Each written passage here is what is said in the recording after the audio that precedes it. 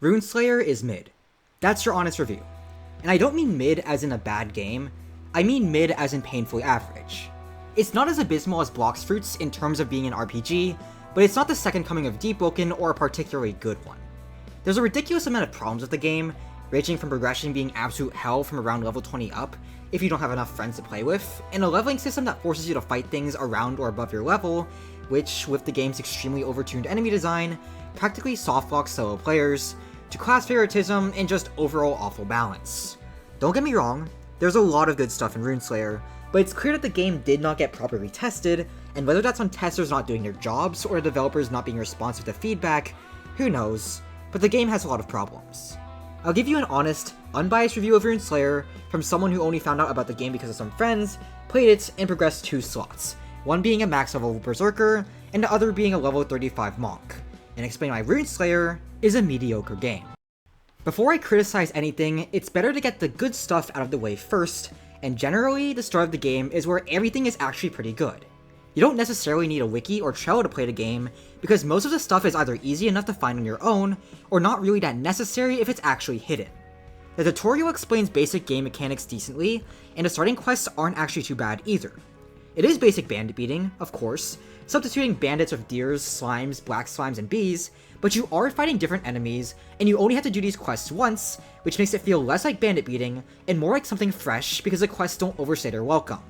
It avoids the kill 8 snowmen's problem of most bandit beaters, because you aren't killing 8 snowmen 5 times, you're killing 8 slimes, 6 bees, 4 deer, 4 slimes, and 6 mandrakes, or whatever the numbers are. Different enemies, slightly different fights, which keeps it feeling actually fresh, at least for the majority of quests.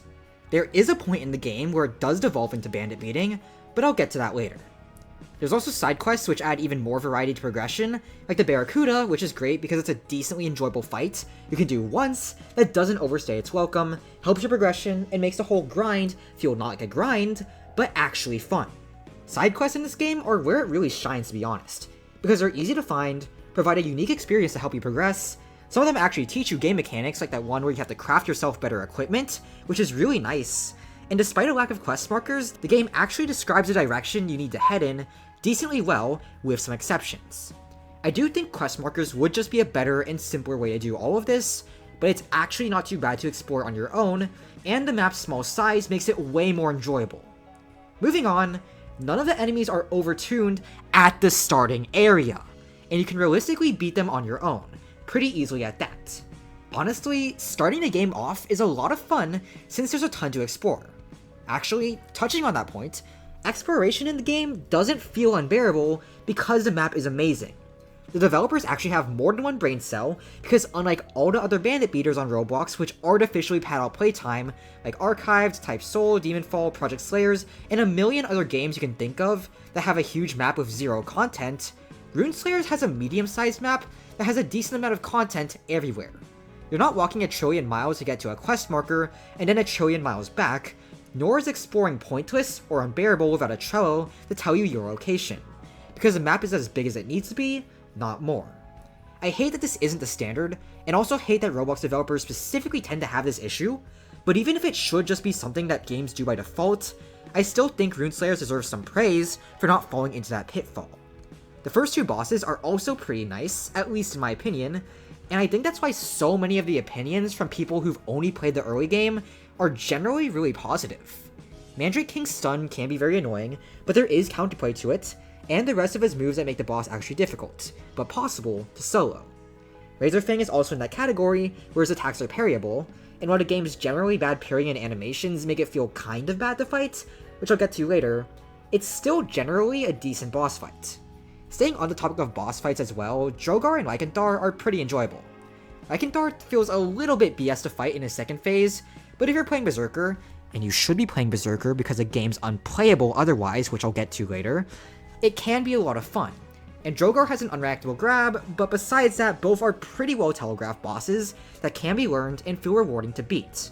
There's also races in the game, with rates that seem pretty pay to win, but surprisingly the balance of them isn't horrible.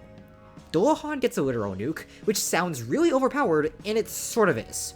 But Human isn't terrible with its 15% damage boost and damage reduction boost under 50% HP, and Elf is literally invisible, which makes playing the game a whole different experience. So, while the gambling for races mechanic itself is sort of scummy, the races aren't unbalanced enough that I'd consider it a bad thing. It's really not a Project Slayer situation. With that, my praise is over, so let's talk about the bad. Starting off, let's discuss some mechanics that just are really questionable, and I have no idea why the developers made it this way. 1. Healing. Rune Slayer has no health packs like Deepwoken or any other RPG, at least unless you roll a race that has a 2% chance, that being Dullahan. The only ways to heal are to die, something you really don't want to do for another very questionable design choice unless you're at max level, sleep at an inn, which requires you to backtrack all the way to the nearest town, so also not a very viable choice, or to eat food, the main way of healing. Out of combat, you can heal by munching on food. Food restores health depending on what you ate, with higher tier foods giving more health back, and it also restores hunger, which is another mechanic in the game that just kind of exists. However, there's no reason for the gimmick to exist besides just being flat out annoying. Food isn't hard to maintain, except for when you start the game with no money, since you can easily buy a ton of cooked meat to sustain you. It doesn't really do anything outside of restoring hunger, since hunger is not a very meaningful mechanic unless you're playing Archer, which does actually drain it to some extent. And while there are technically some buffs on food items, they're not something you're likely to get since you need to go out of your way to get these. And so food only actually does 2 things. 1, it forces you to wait a bit in between fights healing up, which is boring and kind of pointless, since again, you're not playing the game here. And 2, it forces you to consume some inventory space. You'd essentially get the same thing if you stunned players after every single kill and made them lose 50 copper for it. It's a boring mechanic with no reason to exist besides inconveniencing you by forcing you to heal after fights with items, rather than just having the game heal you so that you can get back to playing the game after a fight. It's an annoying gimmick that doesn't really have a reason to exist besides maybe padding out playtime, but you know what? That's only on the smaller side of problems. There's a lot more. Enemy design past Wayshire, the starting town, is horrific, and devolves into either being a DPS check or a class check. What do I mean by that? Simple. Most enemies past Wayshire don't really care if you parry or not. In Deepwoken, again, what I'm going to be using to reference this game, since it does a lot of things right that this game does wrong, you get rewarded for parrying, and if you miss a parry, you do get punished, but it usually results in you taking in extra hits. In Rune Slayer, parrying means jack. Enemies tend to not leave themselves vulnerable for attack, or really stop attacking at all during your string of attacks, with the exception of Drogar and Lycantar, who have some pretty clear windows for attack, unless you posture break them, or you hit an enemy that can be grabbed with a grab move. It gets worse than that though. Most enemies, again, past Wayshire, will posture break you in a single hit with just one move. You also don't restore posture for parrying, so even if they don't posture break you, missing a parry once usually means you're not going to be able to miss it again. If you get posture broken, rather than it stunning you long enough to take a second hit, it stuns you for enough time to take about 5. It's ridiculous how hard you get punished for missing even a single parry, because one posture break in almost any case means you're just flat out dead. Actually parrying can be difficult too, since animations in this game are horribly done, which we'll talk about later. So, here's what ends up happening. You're encouraged to never parry at all. You're barely rewarded for parrying, since most enemies are just gonna keep attacking you even if you do, and if you mess up your parrying, you're punished by being unable to do anything for about 3 to 5 seconds. Instead, you're usually forced to stat check the enemies and destroy their HP bar before they destroy you. Now, let's talk about animations, which is a huge part of why parrying in this game feels so awful. In games like Deepwoken, which I'd say do animations right, you have a clear tell of when you need to parry because attacks are properly telegraphed. Good animations, which you'll see in Deepwoken, have the enemies wind up their attack, and you get a clear tell of when to parry. Rune Slayer, on the other hand, has janky animations that tell you very little most of the time. I can express this in something I made myself. Deepwoken animations are kind of like this. You see the attack, and then you see it in motion to warn you to parry.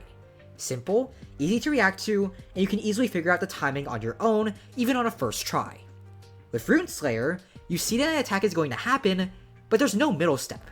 There's an indicator that the attack is happening, sure, and then it instantly happens with no animations in the middle to make it easier to know when you need to press that F key. Each individual timing, if you actually want the parry stuff, needs to be learned, because you can't know off of the first try. You can only know after you've seen the attack and figured out how long after the tell the attack actually happens. Now, to give credit where credit is due, this isn't the case for everything. I really love Drogar's boss fight, since everything is telegraphed decently well, and while there still is an attack that's unreactable, unparryable, and basically just something you can't do anything about, he's not a mandatory step in your progression, so you can get enough levels to where you're at once and your attack isn't going to kill you before you kill him back. Everything besides that grab and that one instant backslash is pretty fun to fight against, because you can tell when it's going to happen. Maybe that, or I just memorized his animations after grinding him for so long to try to get his 1% drop. Lycanthar in his first phase is also pretty doable to read and generally a nice boss fight that you can learn. Generally for stuff though, you can't read the animations on a first try because they're so poorly telegraphed and it makes them impossible to read without a ton of depths to ingrain the exact timing of when the move's gonna happen. So, let's take all of that together and summarize why parrying in this game sucks. 1. You don't get rewarded for it because most enemies just steamroll right through a parry and keep going. 2. It's more efficient to either wail on the enemies with high damage moves until they get staggered and die, or cheese them by using bows and running away. 3. Failing a parry punishes you far too hard compared to taking a few hits and attacking while you do it.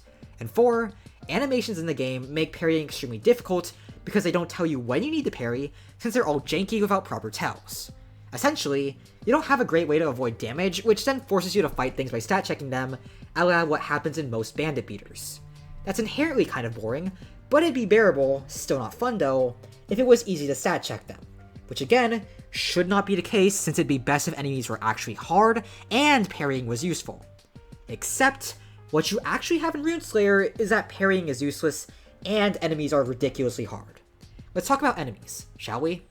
Beyond the piss-easy enemies in Wayshire that struggle to get your health down, most enemies past that point are very BS.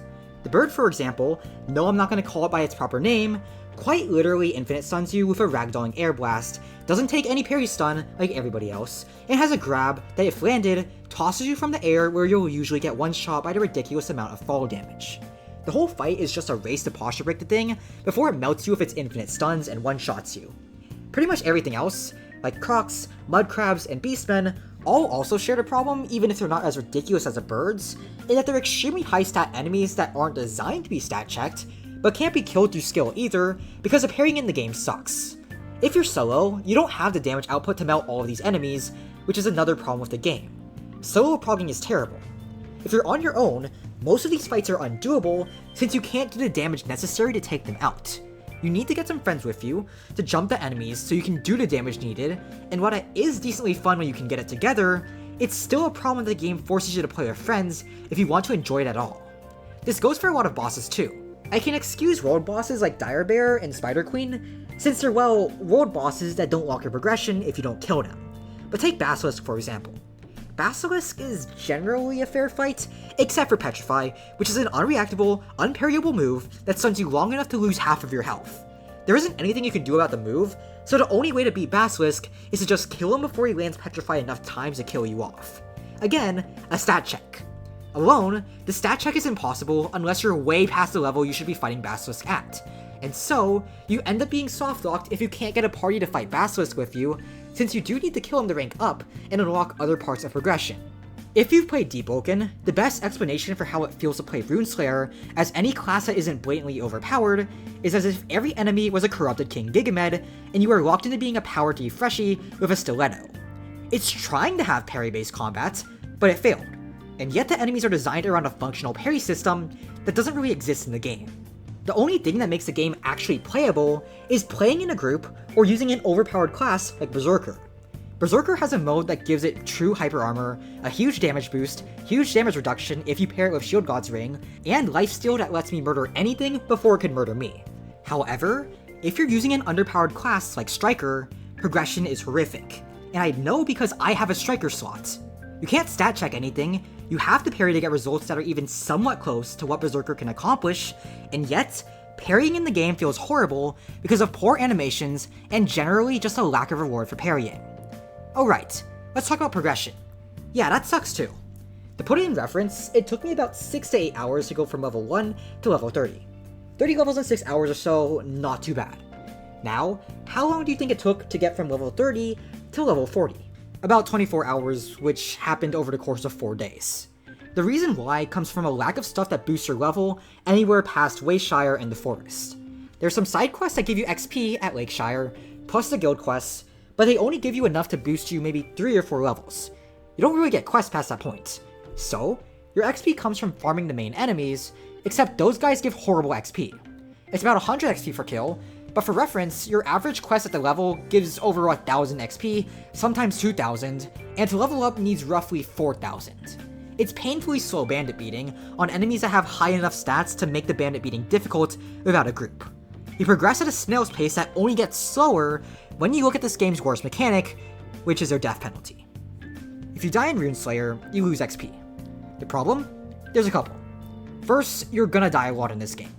Enemies are overtuned, you can only learn their parry timings by memorizing each individual attack since they don't have proper animations to tell you when to parry, and I've already explained those problems, you don't need to hear them a second time. Except, you need to kill these enemies and take on these devs to progress. So the punishment for dying and trying to progress is being set back in your progression, making it even more of a how to play the game solo, since any XP you gain from killing stuff will usually get reset by a death. You also need to progress in order to get the moves and passives that let you fight stuff on your own, so they work counter to each other. Progressing to make the game easier and die less is made harder when you die, locking players who don't have friends to cheese stuff with at a certain level, since their gains get reset hard. I should also add that this isn't like Pokemon where you can kill a bunch of low level stuff that eventually power up so that you can take on the high level stuff. No, because there's a mechanic in this game where you stop getting XP from low level stuff after you've reached a certain point. So, once you reach a certain level in your progression, you have to kill the stuff designated for you at that level of progression. Meaning that if that stuff happens to be overtuned, which is the case past Great Forest, then you're kinda screwed. There's also the problem that XP gain anywhere past 30 is ridiculously slow, meaning that a single death could cost you 10 to 15 minutes of grinding because you don't have those quests that made early game progression enjoyable. It's a mechanic that honestly just feels there to pad out playtime, and it doesn't make the game hardcore, it just makes it tedious to play. Deepwoken doesn't have this problem. Dying loses you some notes and equipment, but those aren't necessarily tied to progression, they're more so nice to have. You don't go down a power level for dying, it still punishes you for death, sure. And you don't want to die or else you'll go to the depths where you can actually wipe and lose a ton of progression, but you're always progressing as long as you don't die in the depths. And the whole wiping thing in Deepwoken is at least justified with the ability to make so many different builds. Rune Slayer, on the other hand, punishes your progression for death, and there's nothing this does except discourage solo progression and pad out the playtime more than it's already padded out. It's one of the worst mechanics in the game, and it is horrible design. There's more bad stuff to talk about with Rune Slayer, but it's generally bugs or stuff that will ideally get fixed with later updates, such as Elder Treant being impossible to fight if you're elf because it'll de-aggro on you and heal all the way back to max HP, or Striker having basically no support compared to Warrior, which has tons of equipment to work with, both of which will hopefully be fixed as the devs patch out bugs and add more content for classes that aren't Warrior. They aren't intentional design choices so much as a lack of effort or oversight by the devs, but since they aren't intentional, there's no reason to criticize it that hard. With that, I'm done yapping. Rune Slayer is a better game than the bottom of the barrel slop out there. I prefer it to Blox Fruits for sure, but there's a lot of problems it has that make it a bad game. I think it could be good, there's a lot of good stuff, but I do want to point out all the flaws, since if the developers do want to make a good game, it'll be helpful for them in improving, and if they don't, well, nothing wrong with trashing on a game with intentionally bad mechanics. If you found this review helpful, consider subscribing since it helps me out a lot, and while I don't plan to make more Rune Slayer content in the future, if this video ends up being successful, I might make some stuff like tier lists or to like, since those are pretty easy considering how bad balancing the game is. I'm Deep Eternally, thanks for watching, and I hope you have a good day. Bye.